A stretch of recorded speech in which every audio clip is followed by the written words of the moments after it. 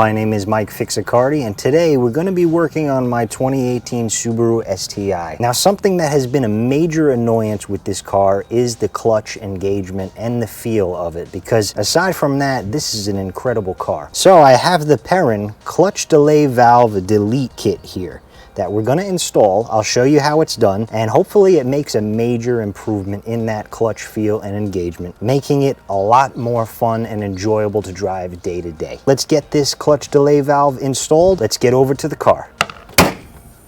Next, we'll remove our top mount intercooler. 12mm bolts for this pipe here, 12mm bolts on your bypass valve.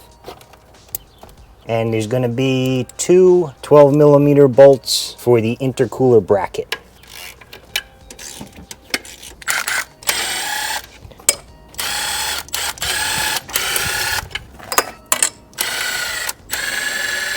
Then down in here we got an 8mm bolt for our coupler here from the turbo to the intercooler. Loosen this worm clamp.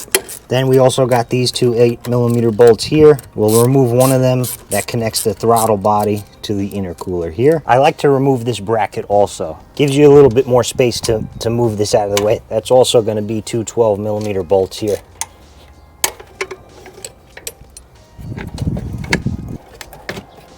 All right, intercooler's out. All right, guys, unfortunately, I don't know of another way, but to get the slave cylinder off of its bracket, we got to remove this starter. Maybe you could figure out something else, but I'm underneath the car, and I'm going to remove the starter now.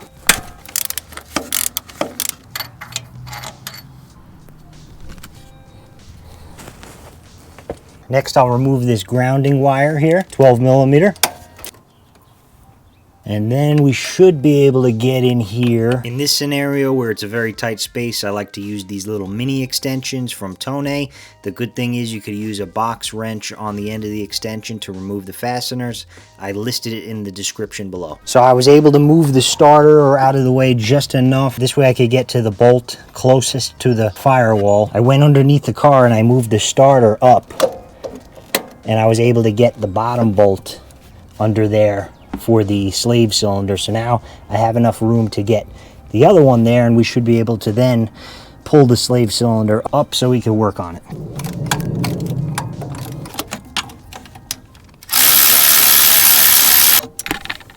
And now it's the moment we've all been waiting for. Here's the slave cylinder. And what we need to remove is now this bolt here on top. Make sure you do this and have a rag underneath to catch the fluid that's going to come out of here, because it is highly corrosive. I'm going to use an impact just because now that this is up, I don't have anything to hold it in place while I remove this bolt. So I'll hold it with one hand and I'll use an impact to get this off nice and easy, slowly. I lined everything good with some rags here. Catch any brake fluid that might spill out. All right, so it'll be a 24mm bolt here. Inside your slave cylinder will be various components from your factory clutch delay valve. Make sure you remove everything from inside of your slave cylinder. All right, so we made sure we got everything out. Now there's nothing inside of there. So we'll take our clutch delay valve delete, we'll put the old O-ring on it, and then we'll install it. The torque spec on this is 20 foot-pounds, but keep in mind it's not critical as this component is going to seal with that rubber O-ring. Okay, that's it. Doesn't have to be super tight. So we really didn't lose any fluid here, which is great. Okay, now we can put our master cylinder back in its place. I found it easiest to access the bolt for the slave cylinder that's closest to the firewall from underneath the car when you move the starter up and out of your way. Guys, have some patience here when you're refastening your slave cylinder as well as your starter. You do not want to cross-thread any of your hardware. Making that kind of repair in this tight area would not be a fun time. Now move up top and reinstall the upper bolt for your starter. And don't forget to reinstall this wire here. All right, guys, so we're gonna go in, bleed this clutch now. I got somebody in the car. They're gonna pump the clutch for me about 10 times, build pressure, hold the clutch down, and then I'm going to crack the bleeder here to let out some air. Pump it a couple more times.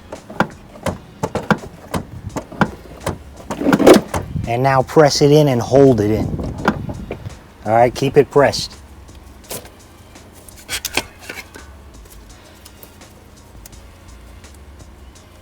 Okay, let go.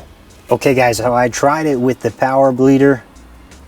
I couldn't really get it to work so well, but I did it the old-fashioned way. I had somebody sitting in the car, pumping the clutch 10 times and then holding it in. While they hold it in, I open up the bleeder valve there until no more air comes out, until that clutch pedal feels nice and firm and returns to its starting position. After you open that bleeder valve, the clutch pedal will stay stuck to the floor. Just pull it back up with your hand and pump it again with your feet. And repeat this. I did it about 10 times till we got all the air out. So that's about what you're gonna have to do. Now that that's done, I'm gonna clean up any brake fluid that has spilled anywhere and we'll get the intercooler installed. Best way to do this, put the intercooler towards your firewall, get the pipe that attaches to your turbo in position first. On an angle like that, we start getting that red pipe onto the turbo. Pull it towards your passenger side, get this coupler centered, and then you could pull it towards you, just like that. All right, we'll tighten down our worm clamp on the turbo here. Then we'll tighten down our coupler. Then if you removed this bracket on this side, I always like to do that, makes it gives me more room to slide the intercooler out that way. We'll reinstall this bracket. Make sure you route it nice, so this way none of your wires start chafing on this bracket. And then we'll reinstall the bolts for the brackets that hold the intercooler in place. Remember, they are all different. The longest ones are going to be for these brackets. Then our medium length ones are going to be for our bypass valve. And then our shortest ones will be for this PCV pipe. And we'll resecure this hose to the intercooler there. All right guys, well that's it for the installation. Just a quick note here, depending on which type of clutch delay valve you have in your car, for the STI, this was the more common one. Once you remove this component, make sure you remove everything else that is inside of your clutch slave cylinder there. This little top hat here, followed by this piece, and then there will be a spring. Make sure you remove all of these pieces from your clutch slave cylinder. Then you can install the PERRIN clutch delay valve delete. Another thing that you need to do, so you may be able to do it better, maybe I wasn't doing it so well, maybe it's a little bit harder on the STI, but I tried bleeding the clutch by myself with a vacuum bleeder. Didn't really work so well. I was having trouble, so I had somebody in the car pumping the clutch pedal about 10 times, then keeping it on the floor, and then I opened that little bleeder valve. Did that about 10 times before I finally had the proper clutch feel again. When you're doing that though, make sure you remove the cap on your reservoir there when you are having that clutch pedal pump, and then opening the bleeder valve, and then refill it to the top line with fresh brake fluid as needed. Now this is a harder job on the STI, mainly because you have to remove the clutch slave cylinder yourself first, because you can't really access that clutch delay valve without leaking out a ton of fluid, so I understand why you have to remove it first. On a WRX, I believe, since it's a different type of clutch slave cylinder, you don't have to remove it. This is a much easier job on a car where you don't have to remove the clutch slave cylinder. And in order for me to remove the clutch slave cylinder, I had to move the starter out of the way, so I had to get underneath the car to access the lower bolt for the starter.